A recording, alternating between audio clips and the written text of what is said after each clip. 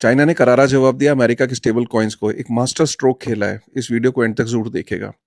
सो ये तो आपको पता है कि अमेरिका का एक सपना है, डॉलराइजेशन ऑफ द वर्ल्ड। वो चाहता है कि दुनिया में 8 बिलियन लोग अल्टीमेटली डॉलर यूज करना शुरू कर दें।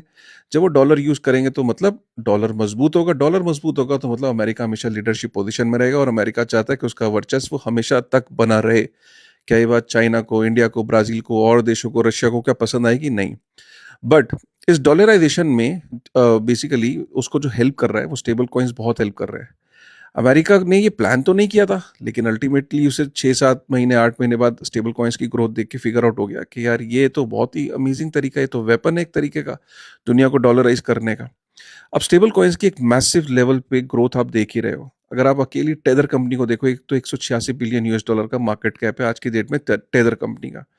इसी कारण अमेरिका जीनियस एक्ट भी लेके आया और उसने कहा कि यार इनको बढ़ावा देना चाहिए स्टेबल कॉइन्स को, तो इस पे क्लैरिटी चाहिए।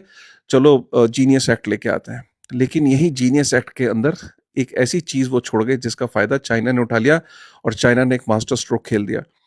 एक ऐसी न्यूज जो 1 जनवरी के आसपास आई 2026, ज्यादातर लोगों ने इस पे ध्यान नहीं दिया। बट ये ऐसी न्यूज है कि ये गेम बदल के रख देगी स्टेबल कॉइन मार्केट की। चाइना ने क्या करा? चाइना ने देखा कि ये जो टेदर है या बाकी स्टेबल कॉइन कंपनीज हैं जो यूएस के अंदर US dollar backed stable coins companies जो हैं, ये जितनी इनकी मार्केट कैप है उतना ही उनके पास ट्रेजरीज है। लेकिन इस ट्रेजरी पे एक यील्ड जनरेट होती है, और ये यील्ड अपने पास रखते हैं, ये होल्डर को नहीं बांटते। मतलब 186 बिलियन यूएस डॉलर अगर टेदर का मार्केट कैप है तो उतनी ही उनके पास यूएस की ट्रेजरीज हैं। उन ट्रेजरीज पे 7-7.5 बिलियन यूएस डॉलर का एक यील्ड जनरेट होती है, लेकिन वो अपनी पॉकेट में रख लेते हैं, होल्डर्स को नहीं बांटते। और जीनियस एक्ट के अंदर भी ये मेंशन कर दिया गया कि स्टेबल कॉइन कंपनीज अमेरिका के अंदर यील्ड को अपनी पॉकेट में रखेंगी, होल्डर को नहीं देंगी। मतलब जो दुनिया में लोग स्टेबल कॉइन को होल्ड करते हैं यूएस डॉलर पे, उनको कुछ नहीं मिलता बदले में। अब चाइना ने जैसे ही ये देखा, चाइना ने अनाउंसमेंट कर दी 1 जनवरी 2026 के आसपास कि भैया जो डिजिटल युआन को होल्ड करेगा उसे 0.35% का यील्ड मिलेगा। एक तरफ अमेरिका का स्टेबल कॉइन और एक तरफ डिजिटल युआन जो कह रहा है कि मेरे को यूज करो, मैं तुम्हें यील्ड दूंगा। तो गाइस आप देख रहे हो चाइना ने क्या मास्टर स्ट्रोक खेला है। अमेरिका इसको क्यों यील्ड को नहीं बांट रहा था? क्योंकि अमेरिका के बैंक्स को थ्रेट है।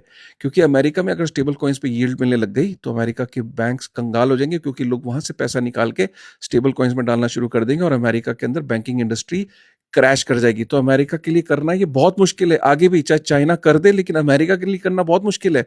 और चाइना के वैसे भी बहुत सारी कंट्रीज ने देनदारी दे रही है, लोन देने हैं। 73 कंट्रीज तो ऐसी हैं जो स्ट्रगल कर रही हैं, तो क्या वो डिजिटल युआन को यूज करने से मना कर देंगी? जबकि ऊपर से उसको यूज करने पे यील्ड भी मिल रही है, होल्ड करने पे यील्ड भी मिल रही है। तो आने वाला टाइम बहुत इंटरेस्टिंग है, और चाइना का ये मास्टर स्ट्रोक है स्टेबल कॉइन्स में।